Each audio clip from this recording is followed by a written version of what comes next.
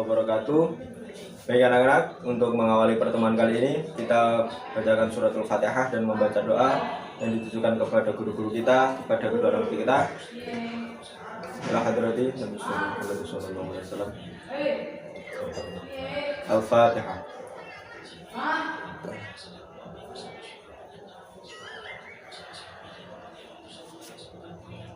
Amin amin ya rabbal alamin. Ya, bagaimana kabarnya anak? Alhamdulillah. Pada kesempatan kali ini kita masih dapat berkumpul bermuajahah di majelis yang insyaallah barokah ini. Langsung saja ya, untuk pertemuan kali ini kita akan membahas tentang hidup tenang dengan kejujuran, amanah dan istiqomah. Nah, lalu untuk pertemuan yang pertama ini kita akan menjelaskan tentang bersikap jujur. Nah, di situ kita jangan hanya berpacu pada teori saja. Nah, di situ kita harus melaksanakan pada keseharian kita. Jadi di situ kita harus berperilaku jujur. Apapun yang kita lakukan itu, apapun yang kita katakan dan lakukan itu harus jujur gitu. Dalam pembahasan kali ini kita tertuju pada dalil Al-Quran. Di situ terdapat dalam surat Al-Baqarah ayat 42 yang berbunyi A'udzubillahi minasyaitonirrajim. Bismillahirrahmanirrahim. Wala talbisul haqqo bil batili wa taqtumul haqqo wa antum ta'lamun. Nah, di situ artinya apa? Artinya, dan janganlah kamu campur adukan kebenaran dengan kebatilan, dan janganlah kamu sembunyikan kebenaran sedangkan kamu mengetahuinya. Nah, di sini sebelumnya kita masuk di sini, kita harus mengetahui apa arti jujur dulu. Nah, jujur di sini adalah kesesuaian sikap antara perkataan dan perbuatan yang sebenarnya. Jadi kita itu seperti kita mengatakan sesuatu yang kita lihat. Nah, itu yang dikatakan dengan jujur. Tambahan di sini kita tidak hanya berpacu pada Al-Quran ya. Kita ada dalil hadis yang menjelaskan tentang jujur. Bunyinya seperti ini. Alaikum bisidqi fa inna sidqa yahdi ilal birri innal birri yahdi ilal jannah. Nah, di situ artinya apa? Hendaknya kamu selalu jujur karena kejujuran itu akan membawa kepada kebaikan dan kebaikan akan membawa ke dalam surga. Hadis riwayat Bukhari Muslim. Nah, di sini pada pengertian ini kita sudah mengetahui ya bahwa jujur itu harus mengatakan yang sebenarnya dengan apa yang kita lihat atau dengan apa yang kita teliti. Nah, seperti itu dikatakan dengan jujur.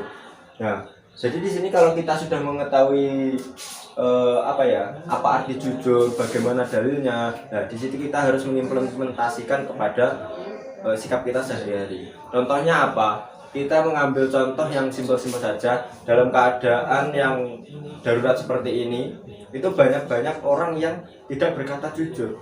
Contohnya apa? Mohon maaf, di sini kita membahas tentang COVID saja ya. Nah, di situ ada salah satu atau salah dua atau salah banyak. Di situ ada oknum yang mengatakan tidak sebenarnya. Contohnya pada saat kita rapid test. Nah, di situ kita dicek apakah kita sehat atau kita positif corona. Nah, di situ ada yang mengatakan dengan sebenar-benarnya bahwa orang itu sehat-sehat aja, orang ini memang positif corona. Nah, di situ ada orang yang jujur. Nah, ada juga orang kan juga yang tidak jujur dan mengatasnamakan ini hingga dia mencari keuntungannya sendiri atau yang lainnya. Nah, di situ dilarang oleh agama ya. Jadi kita harus jujur dengan mengatakan apa adanya, bahwa sebenarnya kalau kita itu berkata jujur, kita juga tidak akan rugi gitu. Paham ya? Alhamdulillah. Ya, kita lanjutkan ya. Contoh implementasi kita bersikap jujur. Nah, jadi seperti tadi yang kita contohkan dengan COVID ya. Jadi kalau kita menjadi perawat atau menjadi apalah, di situ kita harus berkata jujur apa adanya. Kalau kita mengecek kesehatan orang, di situ kalau dia terjangkit COVID, maka kita katakan COVID. Kalau tidak, ya tidak. Jadi jangan kalau tidak ada kalau orang itu tidak terjangkit COVID, jadi kita katakan bahwa dia positif corona. Nah, di situ kan sudah termasuk menghilangkan rasa jujur kita gitu. Paham ya? Ya. Untuk selanjutnya di sini apa ya? Kita harus memahami betul apa yang dimaksud jujur itu sendiri. Jadi bahwa kita itu jujur, tapi dalam hati kita itu apa ya? Kita ingin jujur, tapi kita kadang takut sudah diancam atau gimana atau gimana ya? Kita mau jujur tapi takut rugi, takut gini. Nah, jangan seperti itu. Kita harus berkata jujur apa adanya dan kita harus menyikapi itu dengan apa ya, dengan bijak gitu. Jangan sampai kita hanya dengan ketakutan bahwa di situ kita tidak akan mendapatkan gaji atau tidak mendapatkan kepercayaan dari teman atau nanti akan diancam dibunuh atau gimana. Nah, kita di situ akan keberatan ya.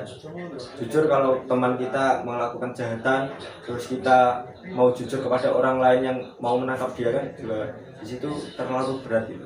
Nah, jadi di sini kita harus berkata jujur apa adanya. Bahkan itu kalau ada keluarga kita yang melakukan kesalahan, maka di situ juga kita harus berkata jujur apa adanya.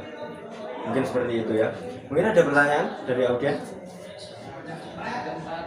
Ya, kalau tidak ada pertanyaan, kita akhiri pertemuan kali ini ya.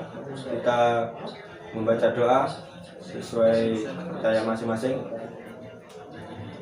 Berdoa, mulai.